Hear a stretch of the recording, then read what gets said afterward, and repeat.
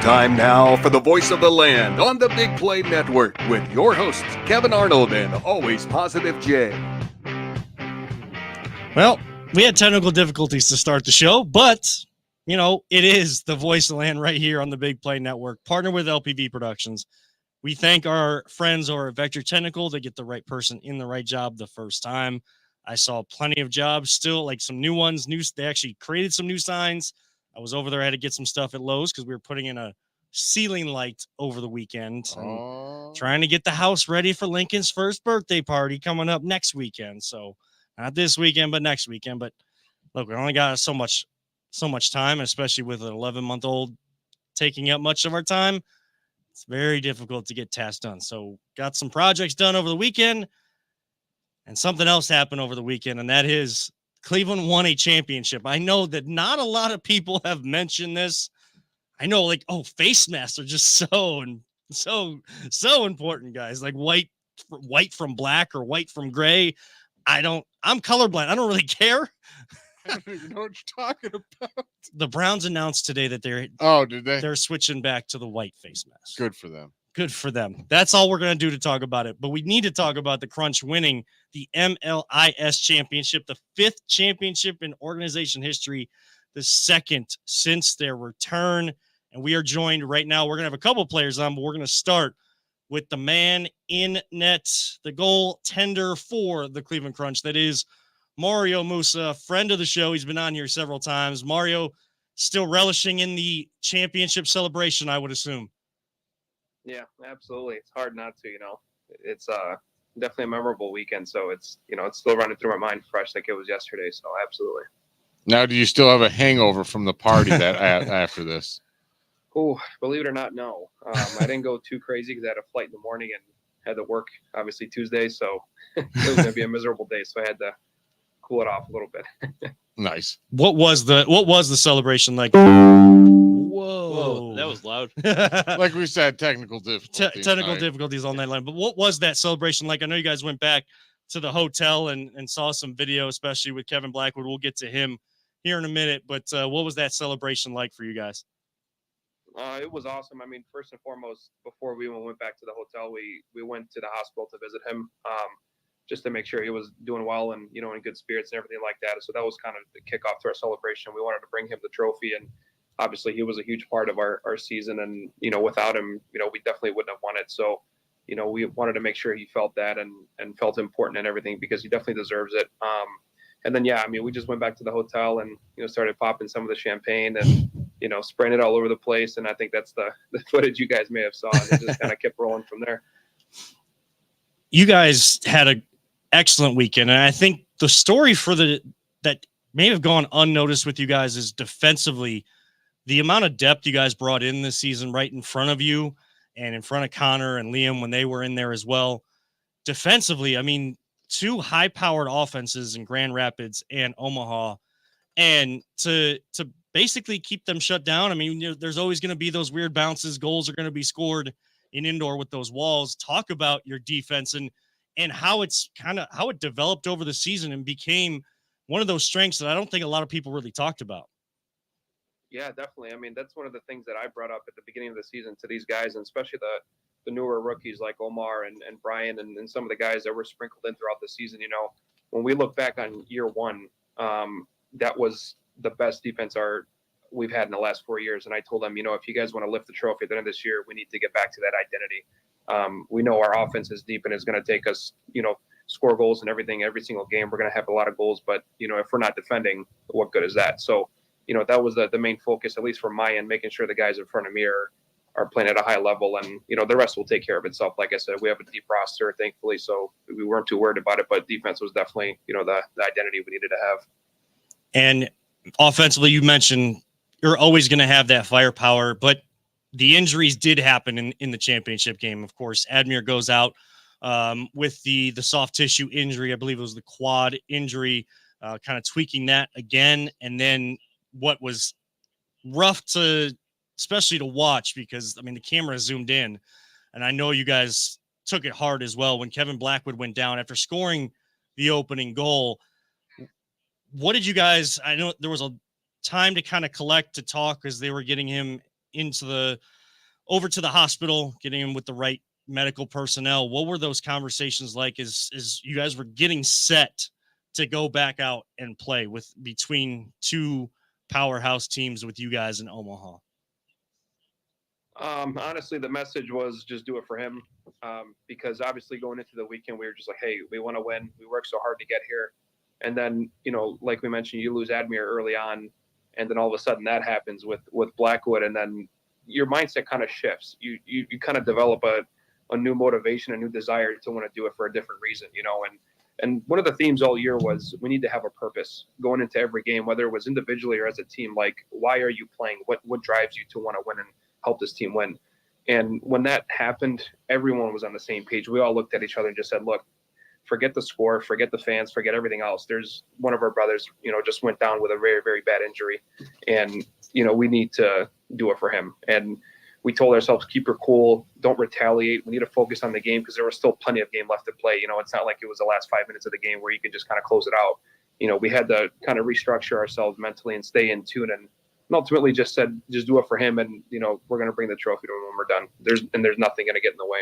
I absolutely love hearing that because I am the huge believer. And when you're playing for something just bigger than yourself and you're playing for like a team, like you are, like you're almost unstoppable at that point. Like your mindset changes. Like you said, you just become so hyper focused on what your goal is. And I'm just so proud of you guys.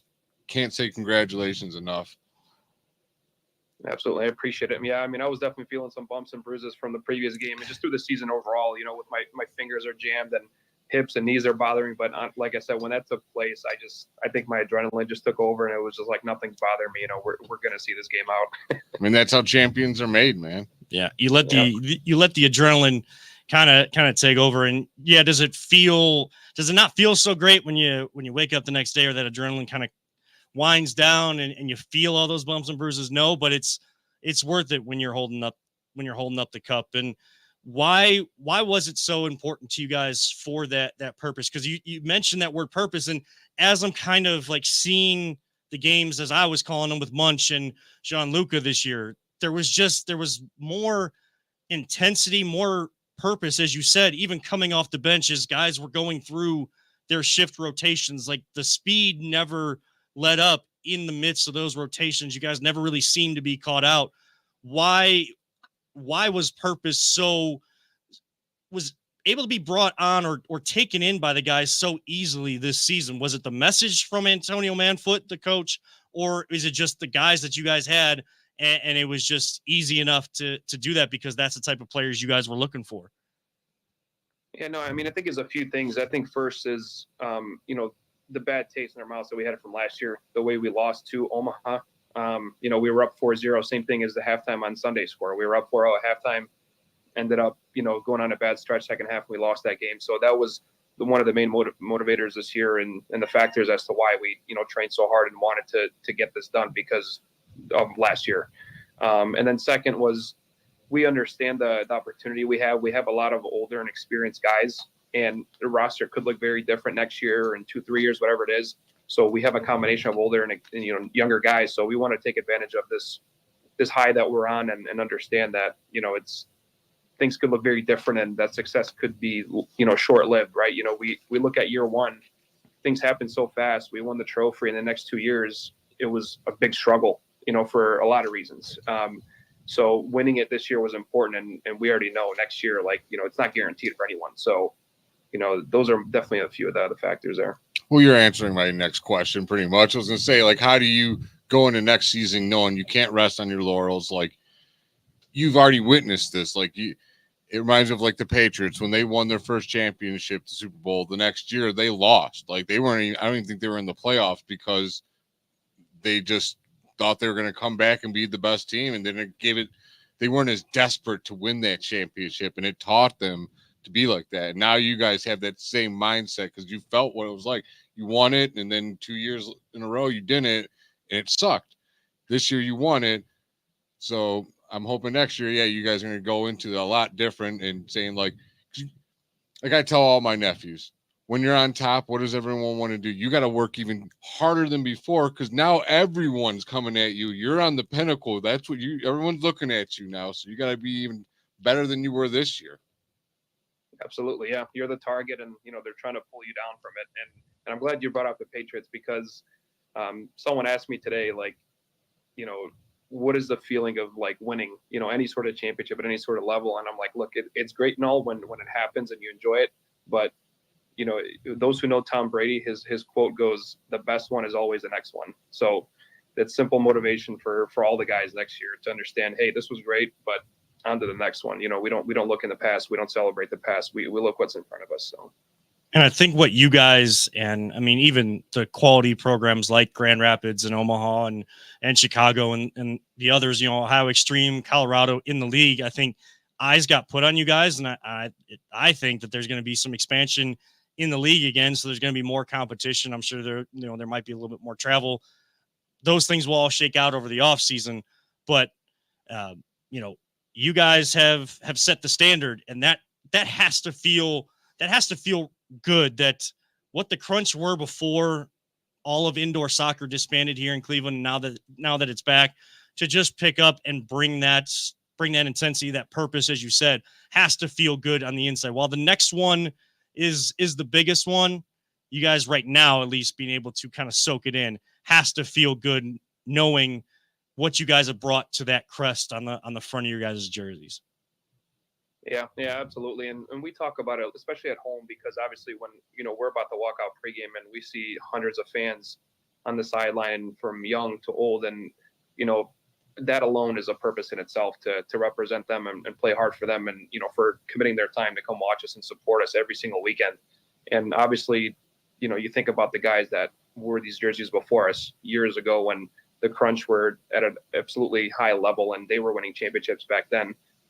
That's also a factor too, because we know those guys are tuning in, they're watching, they have expectations for us too. So there's a lot of factors that play into it. And it's always good to remind the guys, that, hey, we're doing this for a reason. It's not just because we enjoy playing the game. We want to win for multiple reasons.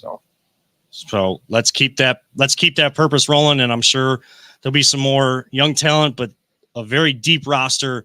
I know a lot of guys are going to be itching to get back once we kind of get into the offseason a little bit deeper. I'm sure you got some soccer on the outdoor scene. Some of these guys will be playing for Cleveland SC as well.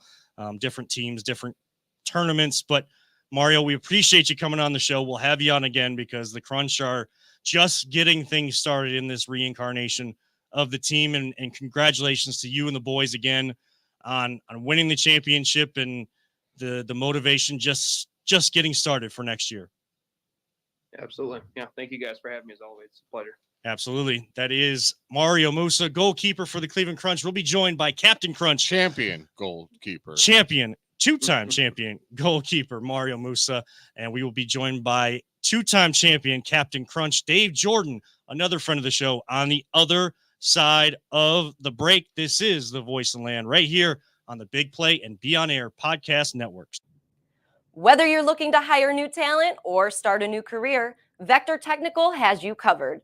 Vector Technical is a 28-year-old staffing firm that has helped thousands of job seekers advance in their career with reputable partners throughout Northeastern Ohio. Vector Technical is more than just a temp agency. With an above-average hire-in rate of 1 in 4 candidates, Vector works hard to connect the right person with the right opportunity the first time. Vector Technical hires for skilled manufacturing and light industrial work and is sure to have a career that you've been looking for. To learn more, visit our website at www.vectortechnicalinc.com.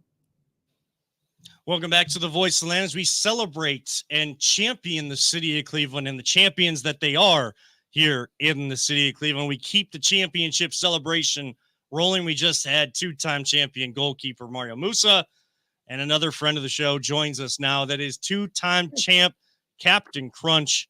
Dave Jordan is on the program. Dave, thank you so much for taking some time tonight.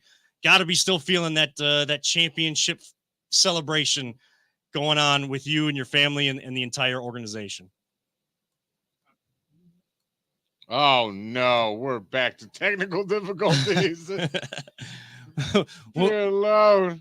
We'll get Dave on because I think he can hear us, but we just can't Can you hear us? Yes, he can hear us, but we can't hear him. But I mean, Jay, I don't know if you got a chance to watch it because you were tweeting up a storm. That's the first time I've seen you tweet a whole lot of soccer. Yeah, I was tweeting up some crunch soccer there.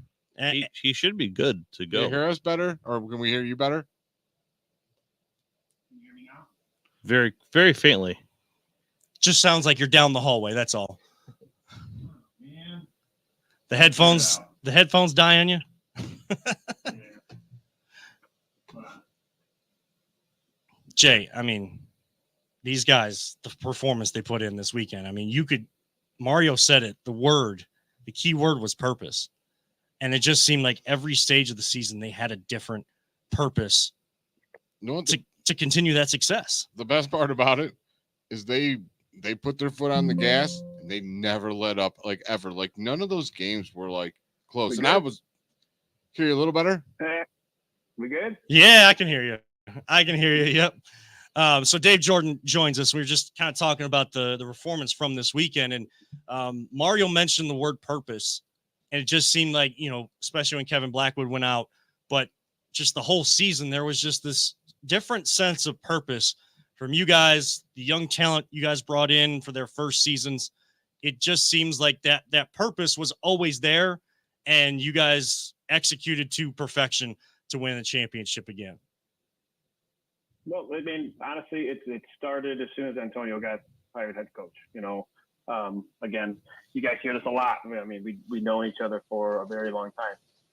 So as soon as he got, hired into coach, I shot him a text, said, "What's up, coach?" So, I mean, he put it in, in my head of how he wanted to come across the team and how he wanted to train. And, we didn't really have any goals set then. I mean, honestly, the really goal was, how are we going to run this team strategically, and that's, honestly, Antonio coach brings in his strategies from M1 from all his years. So that was the main thing at the beginning of it was, obviously getting back in shape, but driving a couple more strategic moves offensively and defensively on the team that we needed, which obviously helped out throughout the whole season. When we started winning, I think, like 3-4 games in, we just decided that the goal is obviously to win the league, and then the goal is actually to win the championship. Once we started getting those strategic pieces in place and do them of every practice, it kind of comes, it's one of those muscle memory things. So that was pretty much the start of how we got the season and how it became the national championship ending season. And I mean, you're talking about knowing Antonio. He's still Coach, celebrating, by the way. I know that's totally fine. He's well deserved. It's well deserved. It's well deserved. But I mean, you talk about how you guys have known Antonio Manfoot for a long time, and I know you guys have played alongside him. He got a chance to play when you guys were shorthanded this season in Omaha. But how long did it take to maybe make that transition from like, this is a buddy of mine that I've played alongside, to look, he's still my friend, but in training, in games, what he is telling us, the strategy is he is telling us, he is coach, and we need to, and even as a captain yourself, need to translate that onto the field and keep guys in line with what you're trying to get accomplished? It's just a matter of respect. I think there was a lot of respect on the team this year. I'm not saying before there wasn't, but it was just, it was him driving into me of how we want this done. And then, me driving into the players, so even some of the veterans, but at least the rookies, Omar and Robinson and all them, driving into them that, what we have here is special. And, we wanted to keep going as a team. So, there's ways that it needs to happen. Kind of forgot the question a little bit, but hey, buddy. We got outside distractions. It's all right. No, it's good. Bubba can get in here. So, I mean, it was just a drive. You got to pump it into the kids' heads. My son just walked in. My youngest son. That's all right. No, it's all good. I mean, once Lincoln starts walking, he's going to be doing the same thing when I got to do it from the house too, Jay. You know that.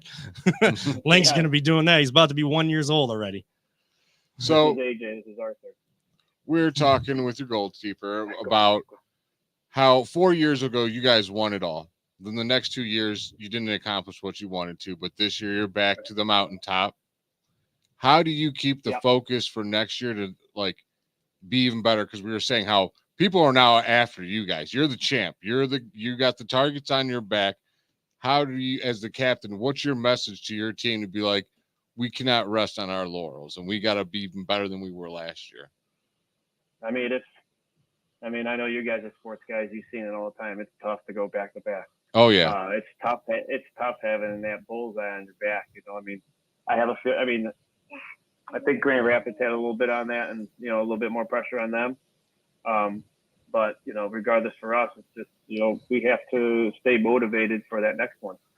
Obviously you celebrate it. Obviously a lot of the guys, they loved that we had this type of team. A lot of young kids. We have this camaraderie. We have this drive to want to win the championship. Because it's not. I mean, it's for fun, but it ain't for fun. You want to win. So that's winning's fun. Winning is fun. I know, Bubba, but I mean, you want. I mean, it's tough work. Yeah. It's super tough work. Going back to back, it's very tough. So I understand. Hey, buddy, I know. You can hear later. we'll get you out of here in a couple minutes because I know what that's like, Dave. But no, you're good. Any drinks taken out of the cup during the celebration? Not on the field because they wouldn't allow us to have anything on the field or in the locker room. So I think the first one I had was maybe outside the stadium. Since you were outside the confines of their rules. And then we went to the hospital. Beck and myself went outside the hospital and sat on the porch waiting for our turn. We had a beer outside there too. So when you see, when you see a player like I can't think of his name. They got the ankle injury. I'm drawing. Blackman. Thank you. When you see him get like a terrible ankle injury like that, how do you keep your focus in that game? Is it just is it a new motivation, pretty much? I mean, props to Kevin. I mean, you guys, you saw what happened to his ankle, but I mean that boy, he's been dealing with like a back issue for I don't know, a little bit, so that's what he was most concerned about, and I mean, to go down like he did, yeah, obviously it's horrible, because he was already playing hurt, and then this happened. So, and he plays he's like a bulldog, man. That dude is tough.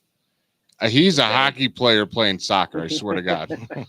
Yeah. So I mean, when he goes down, obviously it's a bad moment in the time. But after, I don't know if you guys saw, but there was a lot of commotion on the field after that.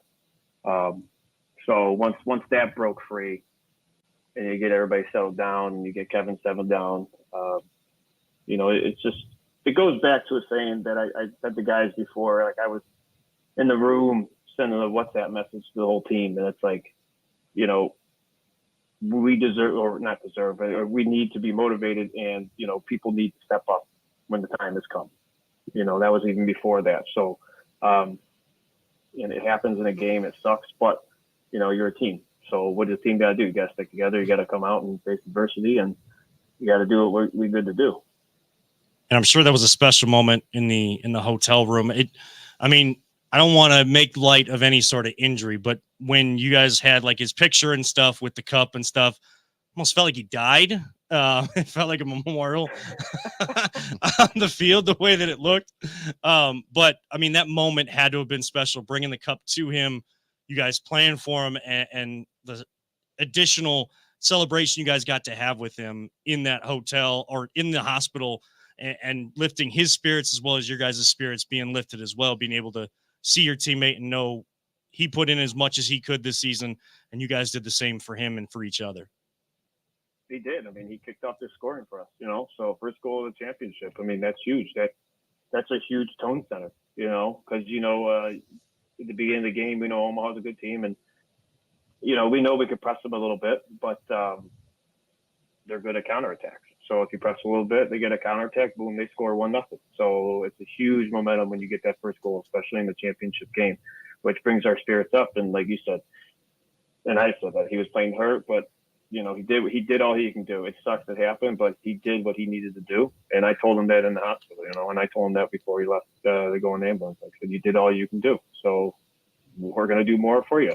Well, the only thing that's bothered me about this championship is where's the parade for you guys? Like, what the hell's going on here? I need a crunch parade. So here's what we're going to do. We're going to tell your team next year, we're going to work on, if you guys win it, we'll push for the parade that you guys deserve this year. So that for next year, they're like, we got to win it because we're going to get a parade this year. Yeah. Well, we did. I forget the name, but they got us in the Willoughby had a parade for something in the summertime. So we got in there and everything. We had one of those the rocket ship, driving us around, stuff like that. So that was fun, you know. Yeah, I mean, and I'm sure that there'll be other times for you guys to celebrate. I mean, like over the summer, there's going to be all the camps and all the kids will be excited to see you guys and see people from the organization, and the celebration will continue until next year. But I know you guys will switch your mindset much earlier than that. But Captain Crunch, Dave Jordan, joining us here on The Voice of the Land. Can't thank you enough for coming on throughout the season. We'll have you on again because you are a friend of the show, and it's an absolute honor and a pleasure to be able to call your guys' games, see the way you guys play, and champion the sport that I've loved my entire life, and just to have even like a small sliver of a part of it is an absolute honor. And we appreciate everything you guys do to represent the city of Cleveland. And if no one else will say it, we will make sure the city of Cleveland knows that Cleveland is a city of champions again. And that's because the Cleveland Crunch, led by head coach Antonio Manfoot and their captain, Dave Jordan, with us here tonight, won another championship, the fifth one, and a fifth star will go over the crest for next season. Thank you so much, Dave. We'll let you get back to your family and keep celebrating. I'm sure I'll talk to you down the line. All right. I'll talk to you guys. Thank you. That is Captain Crunch, Dave Jordan. On the show, we will hit another break, and we got another guest coming in. We're going to switch gears. Show today. Huge. We're going to switch gears from the soccer pitch to the fairways and greens of a golf course. We bring in a friend of the show, Ed Ruper, the director of US Am Tour here in the Cleveland area, to talk about the season, also review the Masters and what's going on in the world of golf. We will talk with him next, right here on the Voice of the Land on the Big Plate and Be On Air Podcast Network. Are you struggling to hire the right talent or maybe even find the right career? Vector Technical makes it easy. Since 1992, Vector has provided Ohio employers with a reliable process for hiring and have helped thousands of job seekers advance in their careers. Vector Technical is more than just a temp agency. We invest time to get to know each client and candidate personally. Vector places people in job opportunities that they are truly excited about. Interested in learning more? Visit our website at www.vectortechnicalinc.com to see a full list of our current job opportunities and to find out what Vector Technical can offer you.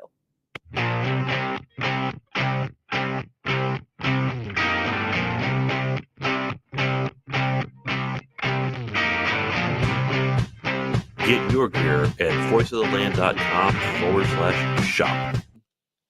Welcome back to The Voice of the Land. I'm Kevin Arnold. He is always positive, Jay. Peter Tellup, our producer extraordinaire on the other side, working us through some technical difficulties here tonight. We are just a loaded show of guests here tonight. We switch from championing our Cleveland Crunch, our national champion Cleveland Crunch for the MLIS in 2023-2024, over to the golf scene, and we champion our friend of the show and the US Am Tour, the US Amateur Tour, especially here in the Cleveland area. That is Ed Ruper. We bring him on all the time to talk golf, and we are ready to talk some golf with you, Ed. We appreciate you coming back on the show once again. Hey, thanks for having me, guys. I appreciate the time. So the US Am Tour, before we get into, Masters review, stuff like that, how can, if people are looking to get involved with it, where can they go? we'll kind of bookend our time together with that so that people get the information if they're tuning in and out of the show. How can people get connected or become part of the USAM Tour? So you go to the usamtour.com website, and we do have a tour membership. And from there, you join the tour membership, and you're able to join different cities.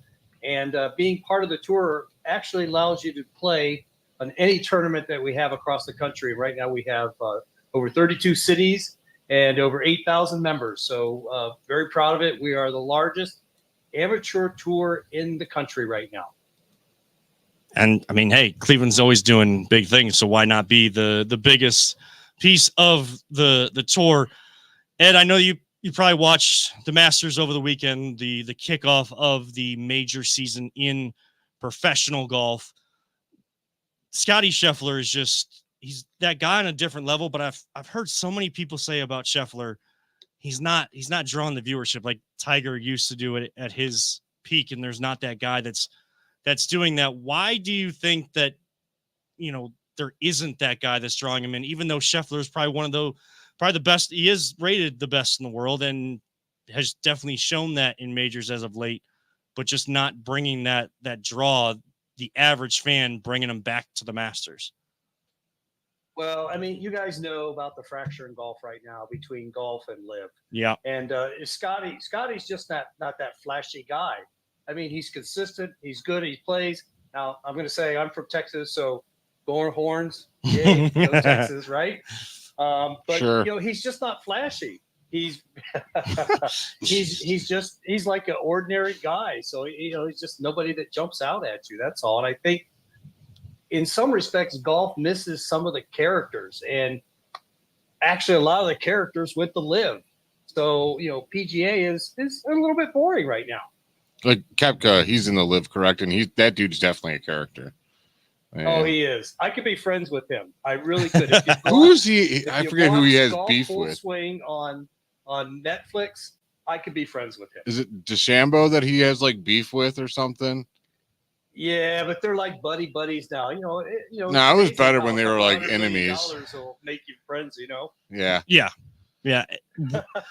What do you think of this fracture in the world of golf? And we know where the money is coming from to get these guys over to live, but we see the money that they are getting, and if most 9 out of 10 people, if they tell you that they wouldn't take that money, I feel like they'd be lying, because everybody could always use money and to help their financial standing, where they are, where they're living, stuff like that.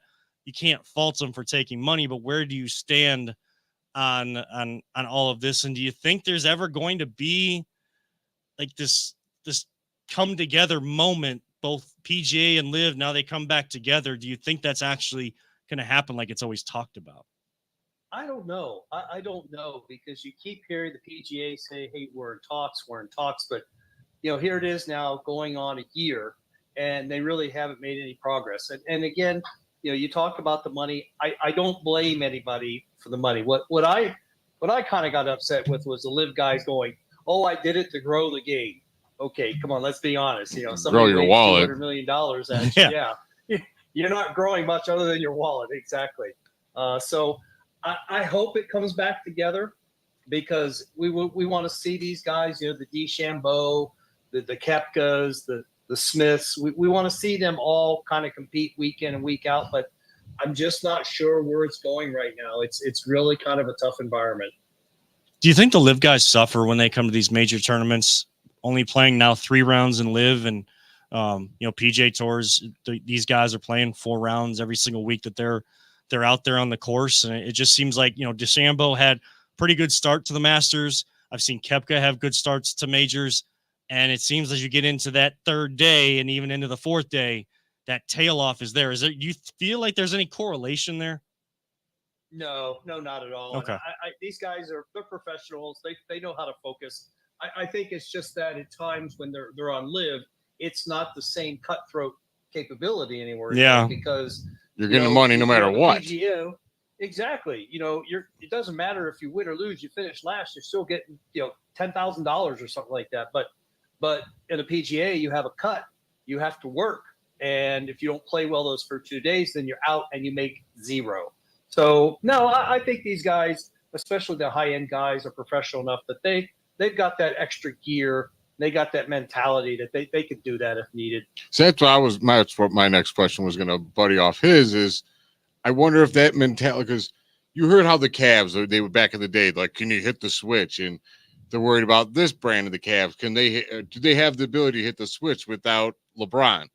And can these players go from that mindset, like, I can win, I can lose, whatever. At the end of the day, I'm getting paid millions, and then go right into a tour and be like, all right, I got to hyper focus this whole time, and constantly going back and forth from that kind of mentality. Do you think it affects them in a way? It probably depends upon the golfer, but if you look at like Koepka, I mean, the guy is a killer when it comes to the majors. Yes. So he gets that uber focus that says, I'm in it for the majors, I'm going to do it. So there's definitely that mindset with some of them, whether or not all of them can do it, but definitely seen it in Koepka. So I tend to believe more that they can do it than they cannot do it. Now here's I feel like the majors are the majors, and they don't even need prize money. And I think those guys are going to battle like no matter what, because the majors, it's what the nostalgia of them over the years. When you're playing in all the regular tournaments, do you think, is there like a drop off from that? Like, they're like, I'm here, whatever, I'm a millionaire. I made so much money on my other tour. Or are they still like, you know what, I'm a competitor, I still want to win? Or is it just go from golfer to golfer pretty much? I think there's still the drive to win. I mean, we all have the drive to be the best to win. We want to stomp on your throat. We want to make sure we win. And I still think that's there no matter where they're playing. And I'm sure they're disappointed if they don't finish well, but again, in live, they're getting a check. But I think ultimately they still want to crush your skull. Well, Ed, you know that we've talked in the past about how I wanted to take up the game, and we mentioned that I did take a step closer to taking up the game of golf. Like, I understand the game of golf. Can I execute how the swing has to be? No, I'm going to need training. But my family actually bought me a set of my first new set of golf clubs for my birthday. One of those like pre-made sets that you would get at like Dick's Sporting Goods or one of those places. They got me a gift card to Dick's, and I bought my own set of golf clubs. Advice to people that are interested in taking up the game, like myself, that they want to take that first step. Where does that first step have to happen? Well, I think we live in a different generation when I started. So when I, I'm an old man compared to you guys. When I started, you just went out and played, and then once you felt comfortable, you get lessons. But now you've got the YouTube generation. So I would suggest you start with YouTube. There's plenty of instructors or people that are analyzing the swing that you can start there, and then just go out and play.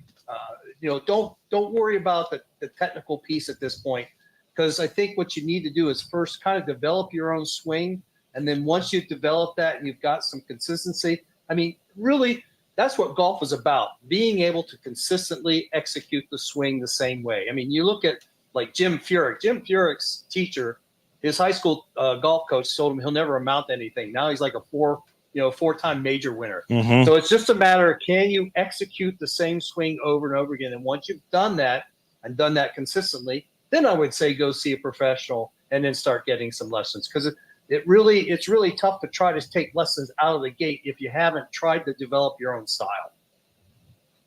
That's great advice. I'm like soaking it. I'm like, yeah. I know. Like, I have a set of golf clubs. I have used them once on Father's Day, and I just don't want to go golfing with people because they're way better than me, and I don't want to embarrass myself.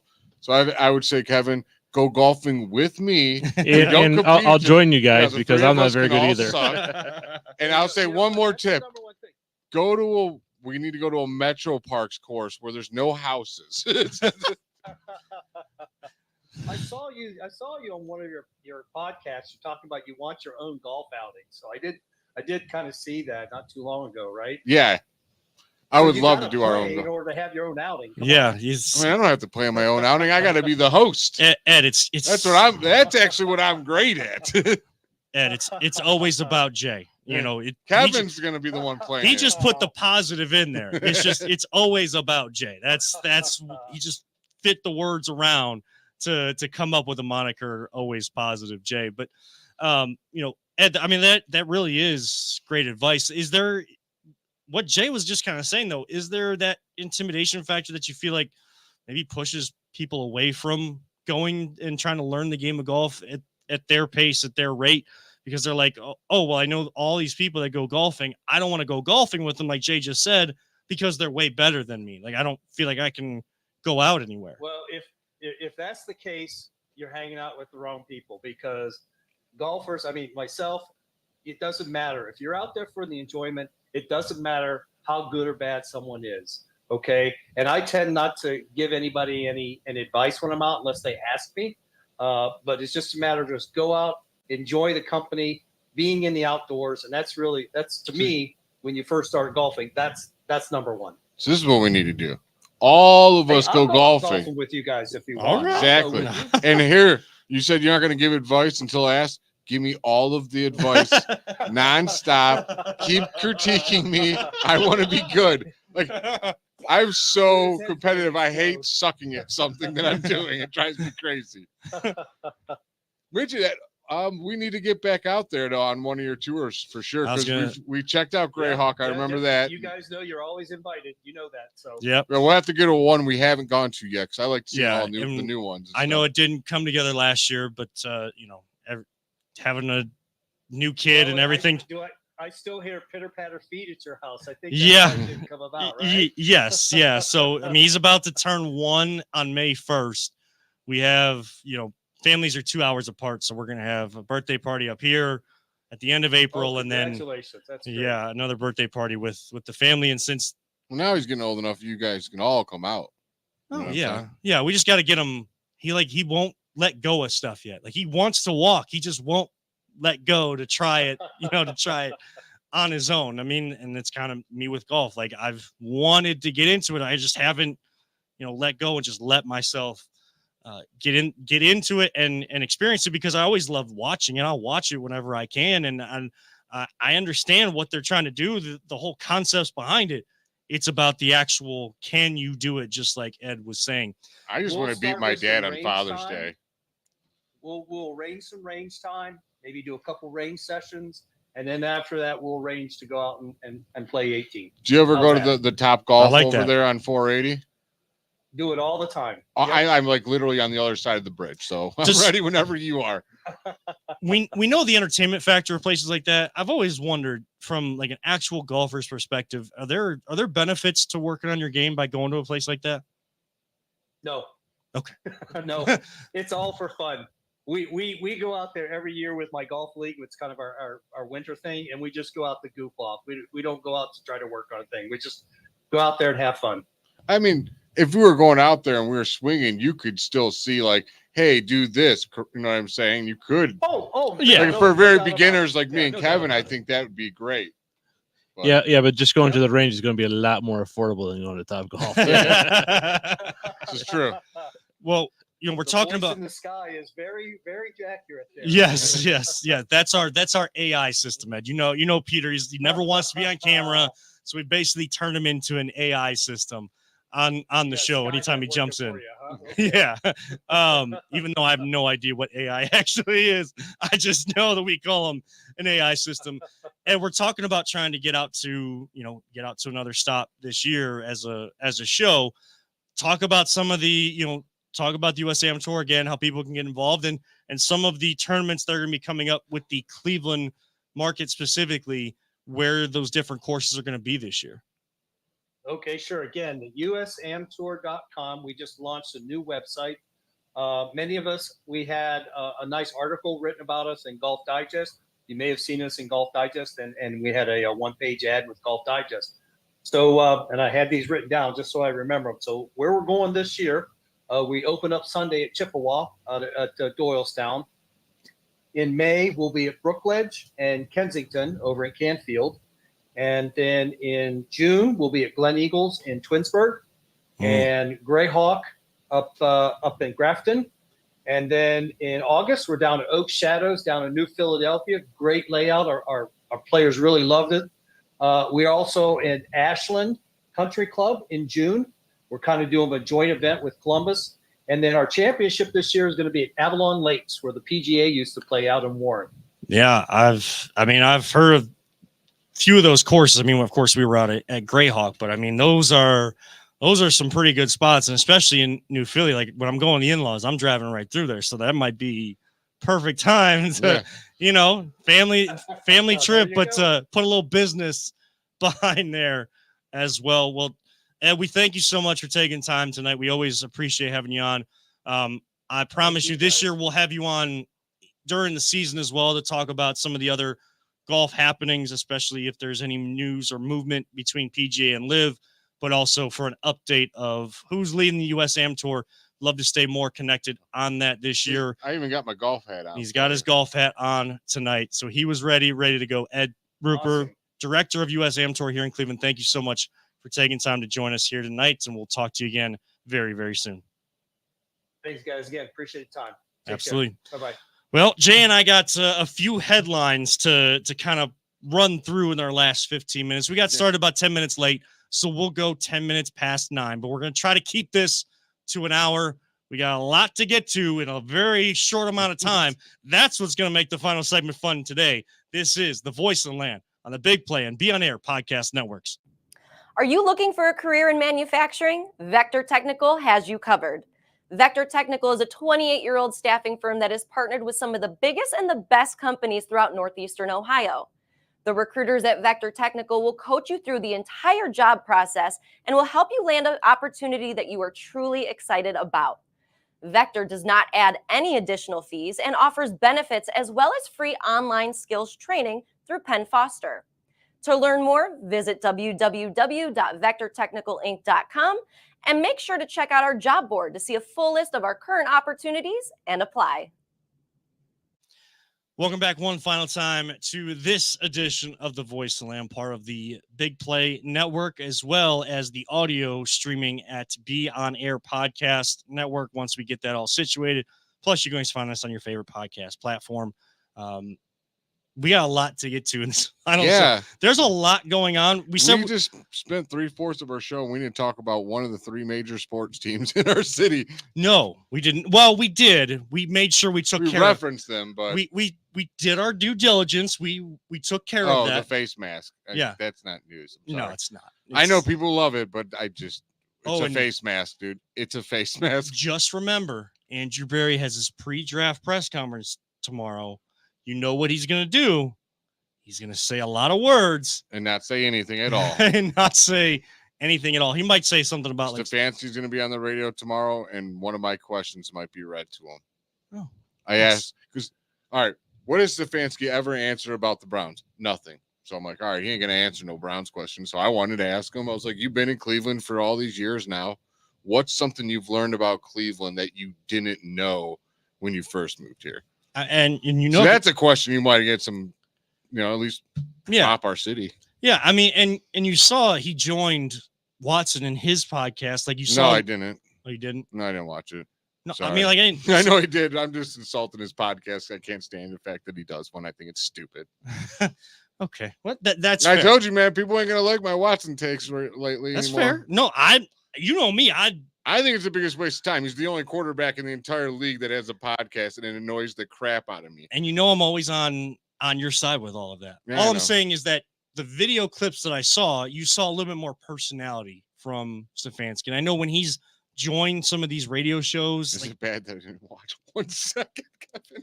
I probably should for the show, and I'm like, it just pops up, and I look at it for the show. It's not like I'm not searching for it. That's for sure. I'm not searching. I'm not waiting to see these things. But I got to get off this because I can go on like a terrible rant, and it'll be I'm just saying show. What the point you're bringing up. Kevin Stefanski will be with ESPN Cleveland tomorrow. He might be doing like a radio tour tomorrow. I don't know. I haven't seen all the plans, but when he's in those kind of moments where he goes into a studio or he's kind of one-on-one with people, you get a little bit more of who Stefanski is and not this, like, I got to hide everything. I'm not going to tell you who's calling plays. I'm not going to tell you this. I'm not going to tell you that. We know that. When I know, Kevin, I'll let you know. Cleveland. That's the Kevin Stefanski answer. Cleveland is known for people that say a lot and don't say anything at all. What Cleveland is also should be known for is good basketball.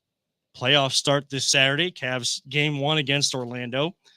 Jay, what was your thoughts on their approach to the last game of the season? Did it affect you in any way? No, and I'll tell you why. Because I knew what they were going to do. And I knew what they were going to do the day before the game.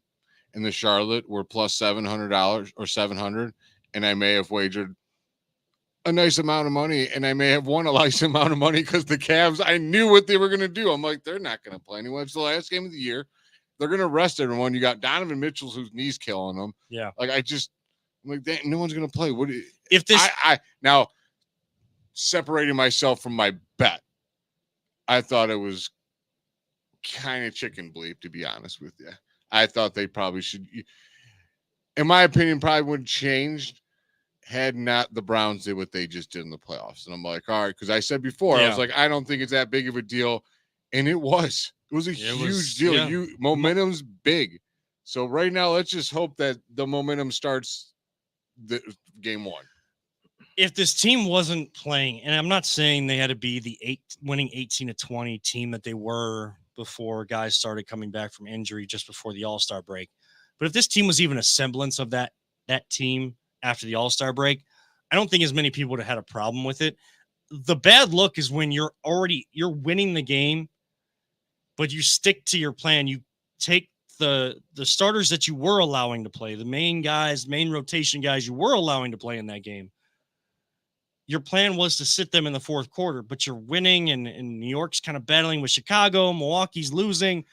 You could bump yourself up in the league and have, you get to the 2 seed, you got more home games. Now, we know that with New York winning, they would not have gotten to the 2 seed. They would have been the 3 if they would have won. Avoiding teams, whether they're avoiding teams or not, I didn't have a problem that they're trying to rest with all the injuries that they've gone through and trying to make sure that these guys are healthy. And then this week, I know that they're going hard in practice and they're ramping it up. Is it too little, too late? I hope not. And Orlando is a team that you should be able to beat, but how you're going to beat them is making the adjustments you never made in the Knicks series. And that is getting physical, not allowing this team to out-rebound you, out-tough you, because you already know that Orlando team has all of this on the bulletin board. This created narrative that the Cavs were going after Orlando because they felt like they could beat them. With what you're saying, the Orlando's definitely going to do that. Yeah. I hope that message is so portrayed hard to the Cavs that we're not avoiding teams. We did that for rest and solely for rest. And because if they think that, that's going to be really bad if the players think that these guys can't beat certain teams. You can't be naive enough or stupid enough to not know what is creating bulletin board material for your opponents. Sure. What I would like to see, I know what I want to see, and especially in this series, the Cavs better be telling JB, the coaching staff better be telling all of the players, look, they're going to use that. They're going to come out like gangbusters, and they're going to try to take game 1. They're going to try to take our soul like the Knicks did. We put a target on our back, embrace the target. Embrace the target and push it back to the other side. Like their bulletin board material, them thinking that they can use that against you, that should be your bulletin board material. Don't allow that to happen. There's going to be tough moments. It's going to be possession by possession. It's not going to be easy. This Orlando team likes to slow things down. You know how you combat that? Get up and down the floor. As soon as a basket is made or missed and you get a rebound, get up and down the floor, because you can break the metal of an opponent that just wants to slow things down. I know the playoffs are slowed down half-court basketball. But why? Who says you can't change that narrative by playing up-tempo? Do the opposite. Establish your pace, your mentality in the game. Game 1 coming up Saturday at 1 o'clock. Game 2 will be Monday at home at 7. Game 3 will be Thursday in Orlando, the first time they go down to Orlando at 7 o'clock, and then they'll come back. They'll play in Orlando, but they will have another Saturday 1 p.m. game, and then, of course, Game 4. We got a close game in Philly and Miami. Those are two tough teams in the play-in right there. Yeah, and look. And Guardians are lost. Lost 2-0? Yep. Hey, look. It's That's all right. Yeah. Yeah. So let's switch gears to them. I mean, I know that there's going to be close games, and, can the Cavs flip a switch? I don't think you can, but there's enough talent there to make a push in these playoffs. Guess what? The regular season now doesn't matter. Everyone is 0-0. You're trying to win 4 games before the other opponent. That's all. The team that's in front of you, that's all you're worried about. If you can come up with a good game plan, you can play well in that series. For the Guardians to switch to the baseball and champion them, we're hopeful for our basketball team. We send them as many positive vibes. We champion them. We champion our baseball team. When people don't talk baseball, we talk baseball. Guardians now 12-6. What's tied for the second best half game out of the best record in the AL right now. And that's behind New York. But with like 1/8 of their payroll. Right. And you're already probably even worse.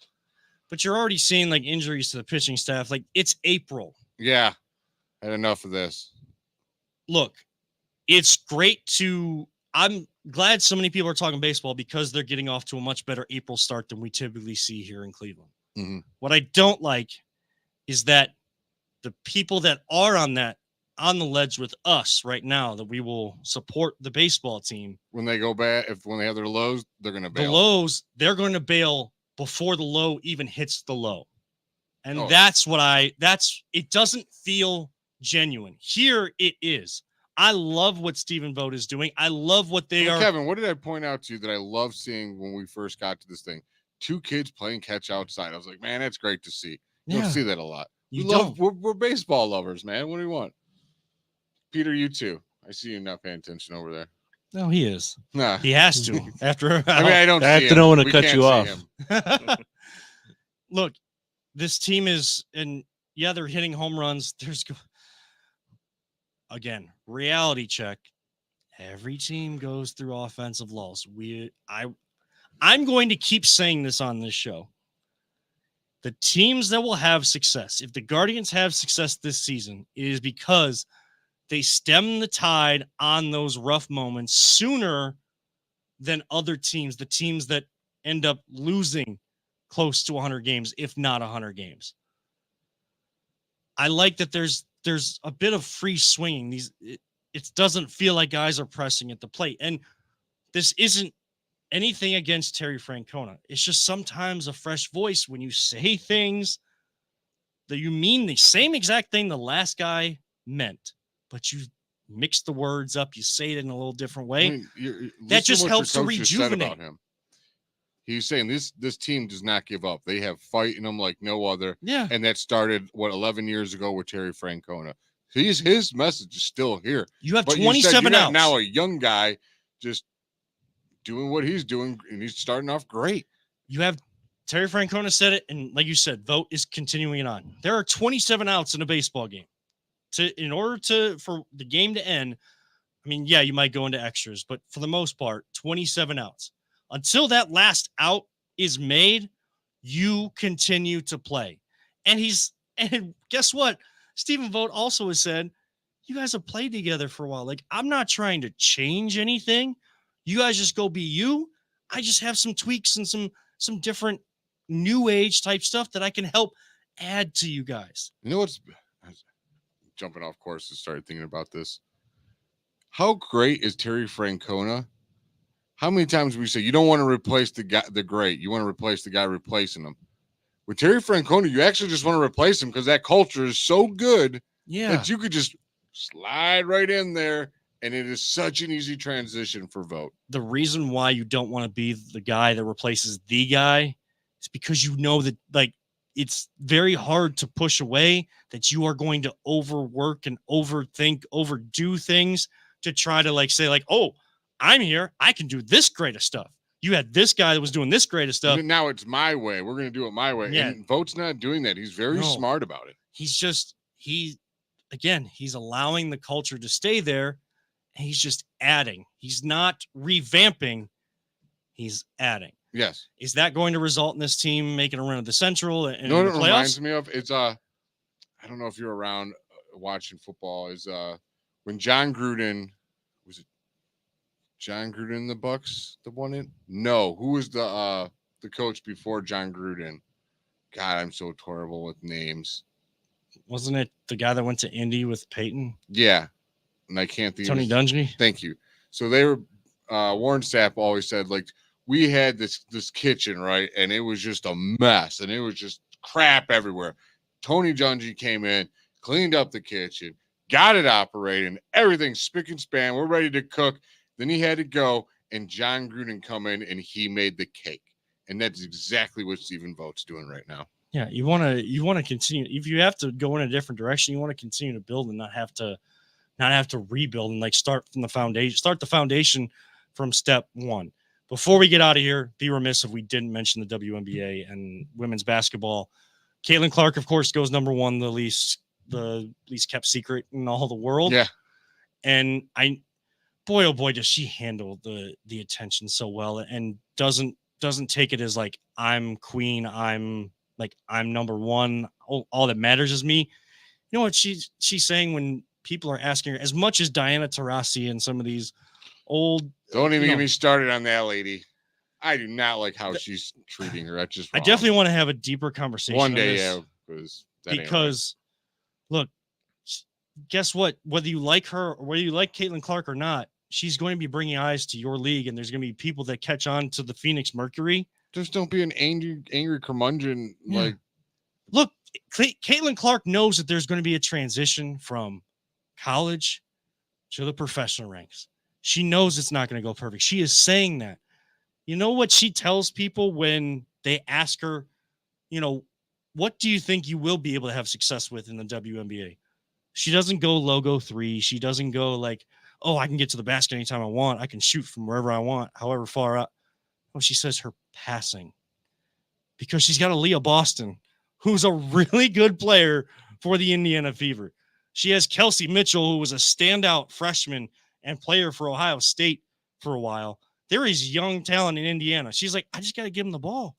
I just got to put them in the right spot, because I'm curious to see how she plays with, because I mean, Iowa had some good players. You're not going to know one person team is going to take you to a championship.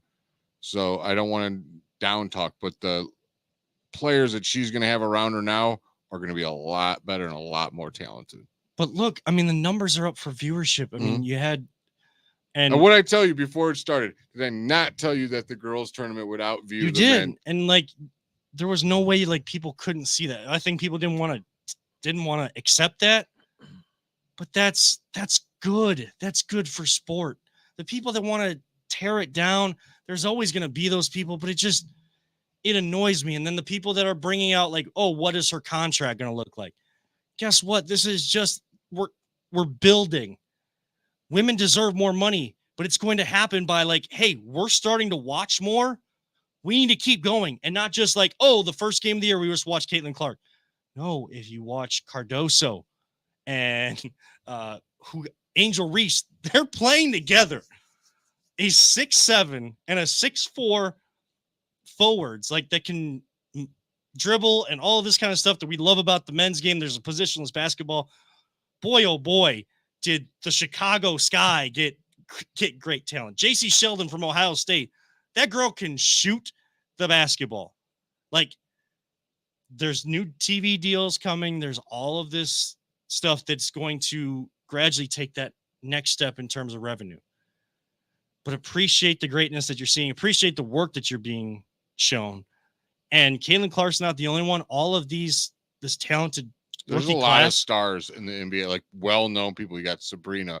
You got Asia Wilson. You have Kelsey Plum with the aces. Candace Parker. By the way, I love that Kate Martin from Iowa, who was like a defensive stalwart and Caitlin's best friend and someone that could knock down that clutch 3 when the double team came on Caitlin.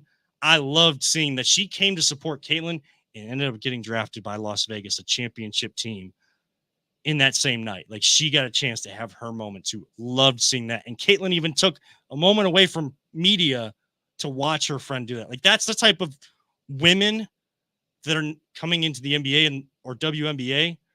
And there's that type of woman and person in that league already. And now I hope more eyes get on that.